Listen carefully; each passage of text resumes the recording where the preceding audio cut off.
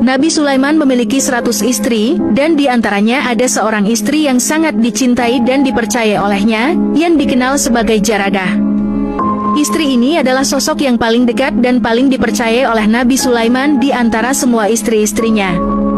Ketika Nabi Sulaiman hendak melakukan sesuatu yang mengakibatkan dirinya berjinabat atau hendak membuang hajat, dia akan melepaskan cincinnya dan menitipkannya kepada Jaradah, karena tak ada yang lebih dipercaya olehnya selain Jaradah. Namun, suatu hari, jin sahar menyerupai Nabi Sulaiman, muncul di hadapan Jaradah dan meminta cincinnya. Jaradah dengan tidak curiga menyerahkan cincin tersebut kepada jin tersebut. Setelah Nabi Sulaiman selesai dari tempat buang air, ia meminta kembali cincinnya kepada Jaradah. Namun, Jaradah mengatakan bahwa Nabi Sulaiman telah mengambilnya tadi. Nabi Sulaiman sangat terkejut, karena dia tidak pernah mengambil cincin itu. Dari saat itu, Nabi Sulaiman merasa kehilangan kendali, dan kesaktiannya menghilang. Jin sahar yang menyerupai Nabi Sulaiman kemudian datang ke kerajaan Nabi Sulaiman dan bahkan duduk di atas singgasananya. Ini adalah ujian yang dialami Nabi Sulaiman, yang dijelaskan dalam Al-Quran Surah Syad ayat 34, Allah Subhanahu wa Ta'ala berfirman, "Sungguh kami telah menguji Sulaiman dan kami letakkan sebuah jasad di atas singgasananya, kemudian dia bertaubat."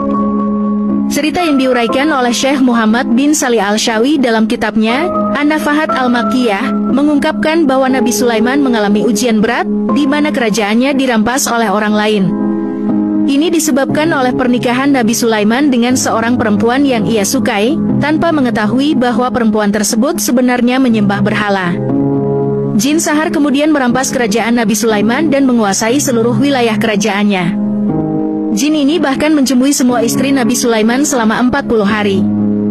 Setelah kehilangan cincinnya, Nabi Sulaiman benar-benar kehilangan kesaktiannya.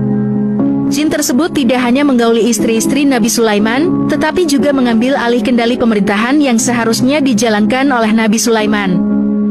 Jin tersebut bahkan memutuskan perkara peradilan di antara rakyat. Namun, para rakyat mulai memprotes keputusan yang diambil oleh jin yang menyamar sebagai Nabi Sulaiman. Mereka menyatakan bahwa Nabi Allah sedang diuji. Namun, kekuasaan jin yang menyamar sebagai Nabi Sulaiman tidak berlangsung lama. Seorang lelaki yang merupakan salah satu rakyat Nabi Sulaiman dan memiliki kekuatan sebagaimana Umar bin Khattab, bertanya kepada jin yang menyamar sebagai Nabi Sulaiman, "Hai Nabi Allah, bagaimana jika seseorang di antara kami mengalami junub pada malam yang dingin, lalu ia dengan sengaja meninggalkan mandi junubnya, hingga matahari terbit? Apakah menurut pendapatmu ia tidak berdosa?" Jin sahar yang menyamar sebagai Nabi Sulaiman menjawab, "Tidak." Jawaban ini menimbulkan kecurigaan lelaki tersebut, bahwa orang yang berbicara bukanlah Nabi Sulaiman, dan akhirnya, identitas jin sahar terungkap. Kisah berlanjut dengan Nabi Sulaiman menemukan cincinnya yang hilang di dalam perut seekor ikan.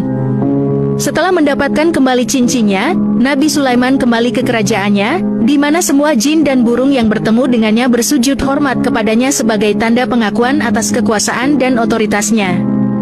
Setelah kembali ke kerajaannya, Nabi Sulaiman memerintahkan agar jin sahar ditangkap. Setelah berhasil menangkap jin sahar, Nabi Sulaiman menjatuhkan hukuman kepadanya.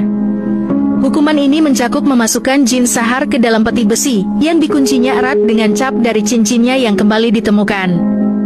Kemudian, Nabi Sulaiman memerintahkan agar peti itu dilemparkan ke dalam laut, sehingga jin sahar tidak dapat lagi merampas kerajaannya atau mengganggu kehidupan orang-orang. Kisah Nabi Sulaiman mengingatkan kita bahwa, bahkan Nabi sebesar dan sekuat Nabi Sulaiman pun tidak lepas dari ujian dan cobaan yang datang dari Allah. Ini adalah pengingat penting, bahwa setiap individu, termasuk kita sebagai manusia biasa, akan menghadapi cobaan dan ujian dalam hidup.